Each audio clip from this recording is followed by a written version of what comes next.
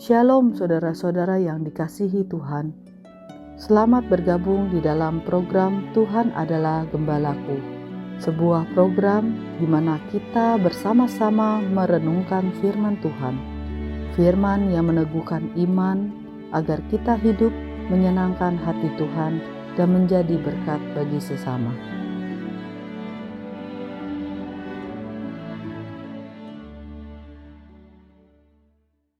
Shalom saudara-saudara yang dikasihi oleh Tuhan. Tuhan selalu mau memperhatikan hidup kita dengan kenyataan bahwa Tuhan adalah Tuhan yang selalu mau mendengarkan doa kita. Oleh karena itu, kita menjadi orang yang sangat berbahagia bisa hidup seperti itu. Salam jumpa dalam program Tuhan Adalah Gembalaku. Sebagai orang Kristen, pastilah kita berkata, kita adalah orang beriman kepada Tuhan. Beriman kepada Tuhan artinya kita boleh mengenal Dia, mengenal Tuhan yang hidup. Semua karena anugerah dan pertolongan Dia. Namun beriman juga bukan saja mengenal, tapi bagaimana kita bersikap dalam hidup kita sebagai orang beriman. Salah satu ekspresi daripada orang beriman adalah ketika dia berdoa. Bagaimanakah kita berdoa kepada Tuhan, memohon kepada Dia? Itulah ekspresi iman kita. Hal inilah yang akan kita pelajari hari ini dari firman Tuhan yang terdapat di dalam Matius pasal 15 ayat 21 sampai ayat 28. Lalu Yesus pergi dari situ dan menyingkir ke daerah Tirus dan Sidon. Maka datanglah seorang perempuan Kanaan dari daerah itu dan berseru, "Kasihanilah aku ya Tuhan, anak Daud, karena anakku perempuan kerasukan setan dan sangat menderita." Tetapi Yesus sama sekali tidak menjawabnya. Lalu murid-muridnya datang dan meminta kepadanya, "Suruhlah ia pergi." Ia mengikuti kita dengan berteriak-teriak. Jawab Yesus, "Aku diutus hanya kepada domba-domba yang hilang dari umat Israel." Tetapi perempuan itu mendekat dan menyembah Dia sambil berkata, "Tuhan, tolonglah aku." Tetapi Yesus menjawab, "Tidak patut mengambil roti yang disediakan bagi anak-anak dan melemparkannya kepada anjing." Kata perempuan itu, "Benar Tuhan, namun anjing itu makan remah-remah yang jatuh dari meja tuannya." Maka Yesus menjawab dan berkata kepadanya, "Hai ibu, besar imanmu, maka jadilah kepadamu seperti yang kau kehendaki." Dan seketika itu juga anaknya sembuh.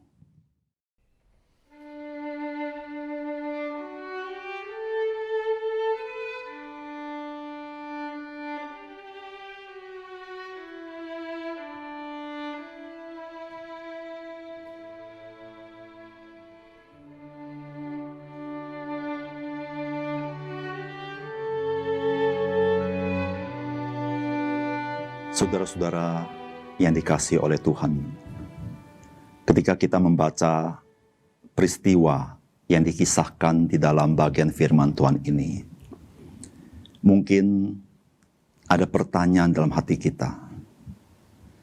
Apakah Tuhan tidak mengasihi orang-orang selain orang-orang Israel? Tentu jawabannya, Tuhan mengasihi semua orang. Namun pertanyaannya, mengapa sampai terjadi peristiwa seperti yang dikisahkan di dalam Alkitab yang kita baca hari ini? Tuhan Yesus memiliki sebuah kebiasaan bahwa sebuah peristiwa selalu Ia pakai untuk menjadi pelajaran bagi murid-muridnya. Di bagian ini, Tuhan ingin mengajarkan kepada murid-muridnya bahwa Dia datang prioritas adalah untuk mencari orang-orang hilang di antara orang-orang Israel, termasuk murid-murid Tuhan Yesus. Tapi Tuhan juga ingin mengajar kepada murid-muridnya bahwa iman seseorang itu diuji oleh Tuhan dan dia akan menghasilkan satu iman yang cemerlang dan sungguh-sungguh sangat mempesona. Itulah yang Tuhan ingin ajarkan kepada murid-muridnya. Bagaimanakah seseorang harus beriman? Perempuan Kanaan menjadi teladan yang baik di dalam hal iman. Disitulah Tuhan Yesus mengatakan bahwa, hai ibu, besar imanmu. Luar biasa bukan? Saudara, bagaimanakah Yesus bisa melihat iman daripada perempuan Kanaan ini adalah suatu iman yang besar? Yang pertama, saudara-saudara, iman perempuan ini adalah iman yang mengenal bahwa Tuhan Yesus adalah Mesias. Itu yang dia katakan waktu dia berseru minta tolong. Perempuan itu berkata, kasihanilah aku ya Tuhan, anak Daud. Panggilan anak Daud memberikan indikasi kepada kita. Sesungguhnya dia sedang memanggil, kasihanilah aku ya Tuhan, Mesias. Perempuan Kanaan bukanlah seorang Yahudi. Dia adalah orang asing. Dia tinggal di daerah Sidon dan Tirus, di tempat orang-orang asing. Orang-orang asing adalah orang-orang yang tidak punya kitab suci perjanjian lama. Tidak demikian dengan orang-orang Yahudi. Mereka mempunyai kitab suci. Mereka memegang janji akan kedatangan Mesias. Namun sesuatu yang sangat menarik bagi kita adalah perempuan Kanaan. Dia percaya bahwa Yesus adalah Mesias. Saudara yang kasih dalam Tuhan, seringkali di dalam pemikiran kita, apa artinya saya percaya, saya beriman? Seringkali orang berpikir, kalau beriman, maka saya tidak perlu ada pengetahuan. Kalau ditanya kenapa engkau percaya? Karena saya tidak tahu, maka saya percaya. Namun bukan itu yang Tuhan kehendaki. Yang Tuhan kehendaki adalah engkau beriman karena engkau mengenal Dia. Engkau mengenal Dia, maka engkau beriman. Iman yang sejati adalah iman karena pengenalan kita kepada siapakah Yesus Kristus dalam hidup kita. Dan pengenalan kita kepada Dia berdasarkan firman Tuhan yang dinyatakan kepada kita. Oleh sebab itu Alkitab berkata, iman timbul dari perkataan Kristus kepada kita. Saudara-saudara, iman yang besar bukan karena iman yang besar, tetapi kepada siapa kita percaya. Maka iman itu memberikan dampak yang besar dalam hidup kita. Karena yang kita percaya adalah Mesias, anak Allah, yang mengasihi kita, yang peduli kepada kita, yang mau campur tangan dalam hidup kita. Hal ini terbukti 2000 tahun yang lalu. Dia ada Allah itu sendiri, firman itu sendiri. Dia datang ke dalam dunia menjadi manusia, mencari saudara dan mencari saya.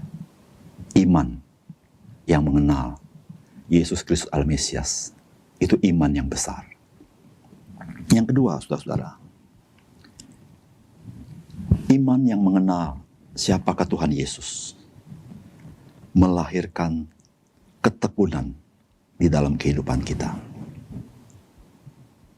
Perempuan Kanaan ini dari awal dia berseru-seru meminta pertolongan dari Tuhan Yesus. Namun Alkitab mencatat Tuhan Yesus tidak menanggapi dia, membiarkan dia. Tuhan Yesus berjalan saja Bahkan murid-murid meminta Tuhan Yesus mengusir perempuan ini karena terlalu berseru-seru. Namun perempuan ini terus mendekati Tuhan Yesus, bahkan datang menyembah Dia dan minta tolong kepadanya. Saudara, ini gambaran sebuah ketekunan iman daripada seorang perempuan Kanaan. Pertanyaannya, mengapa perempuan ini begitu tekun, begitu berusaha, terus berseru? Karena dia mengenal Yesus adalah Mesias. Pengenalan akan Yesus adalah Mesias menolong seseorang tahu bahwa dia punya kuasa. Dan kuasanya tidak ada satu perkara dalam hidup ini yang mustahil bagi dia. Dia sanggup berbuat dengan kuasa yang maha luar biasa. Tapi tidak berhenti di sana. Mesias digambarkan juga adalah seorang yang berbelas kasihan kepada kita. Mesias, dialah juru selamat.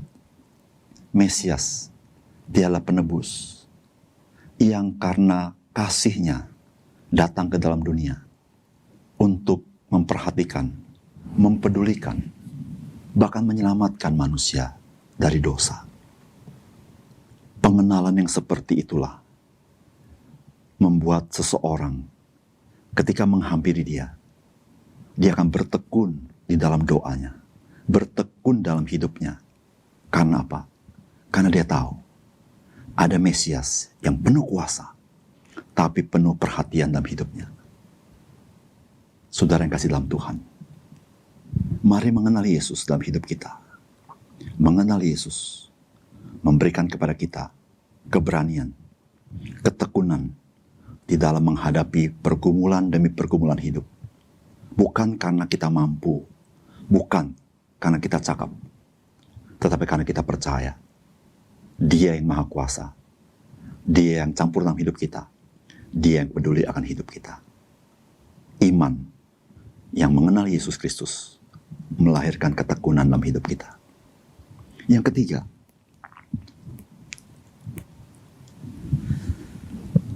iman adalah iman yang percaya kepada rencana dan prioritas Tuhan. Menarik sekali ketika perempuan ini menyembah Yesus dan minta tolong kepadanya. Maka Tuhan Yesus mengatakan kalimat seperti ini. Tidak patut mengambil roti yang disediakan bagi anak-anak dan melemparkannya kepada anjing. Anjing di sini bukan anjing liar, saudara-saudara. Anjing di sini adalah anjing peliharaan di rumah. Kalimat Tuhan Yesus bukan kalimat menghina untuk perempuan ini. Tapi kalimat ini adalah sesuatu yang masuk akal. Kalau seseorang membeli makanan, maka makanan itu pertama-tama yang utama adalah bagi anak-anaknya, bukan untuk hewan peliharaannya. Saya percaya, setiap kita berkata, betul perkataan Tuhan ini. Namun yang menarik, respons perempuan ini kepada perkataan Yesus. Respon perempuan ini, dia tidak menjadi kecewa karena Tuhan sepertinya tidak memprioritaskan dia. Tapi justru dia mengatakan hal sebaliknya. Dia berkata, benar Tuhan, namun anjing itu makan remah-remah yang jatuh dari meja tuannya. Perempuan ini percaya kepada rencana Tuhan. Perempuan ini bersandar kepada prioritas Tuhan. Dia menyetujui prioritas Tuhan. Namun, dia juga tahu bahwa Tuhan juga akan memberkati orang-orang di luar orang-orang Israel. Tuhan juga akan menyediakan berkat bagi bangsa-bangsa lain. Dan bangsa-bangsa lain boleh menikmati berkat Tuhan itu. Bukankah sebuah iman yang besar? Perempuan Kanaan sedang dalam pergumulan besar karena anaknya yang sedang dirasuk setan dan sedang menderita. Tetapi dia percaya kepada rencana Tuhan. Dia percaya kepada waktu Tuhan. Dia percaya Tuhan tidak pernah mengabaikan dia. Saudara yang kasih dalam Tuhan, ketika kita berkata kita orang beriman, seringkali yang kita pikirkan adalah apa yang saya mau, itu terjadi. Tapi saudara-saudara, apakah saudara dan saya mempunyai iman bahwa kita percaya kepada rencana Tuhan, waktu Tuhan, dan prioritas Tuhan? Dan kita percaya Tuhan juga menyediakan berkat bagi kita. Saudara, itulah iman yang besar. Iman yang bersandar dan percaya kepada rancangan Tuhan yang sempurna dengan mengakui kedaulatannya dan kasih-Nya kepada kita. Marilah saudara kita memiliki iman yang seperti itu, sehingga kita boleh menyenangkan hati Tuhan dan menjadi kesaksian bagi banyak orang. Mari kita berdoa. Bapa di surga, terima kasih untuk firman Tuhan yang begitu indah yang kami belajar. Sebuah teladan dari seorang perempuan Kanaan di dalam pergumulan yang berat. Dia mengenal Yesus sebagai Mesias. Karena pengenalan itu dia punya ketekunan, minta tolong kepadanya. Tetapi yang luar biasa adalah Tuhan. Di dalam suasana dia begitu mendesak, tetapi dia tunduk kepada rencana Tuhan. Namun dengan iman, Tuhan juga menyediakan berkat dalam hidupnya. Ya Tuhan, bantu kami memiliki iman yang seperti itu, sehingga kami boleh menyenangkan Tuhan, bahkan menjadi kesaksian bagi banyak orang. Bantu kami hari ini, kami boleh beriman seperti perempuan ini, belajar percaya kepada Engkau, dan kami boleh memuliakan nama Tuhan. Terima kasih Tuhan, dalam nama Tuhan Yesus kami berdoa. Amin.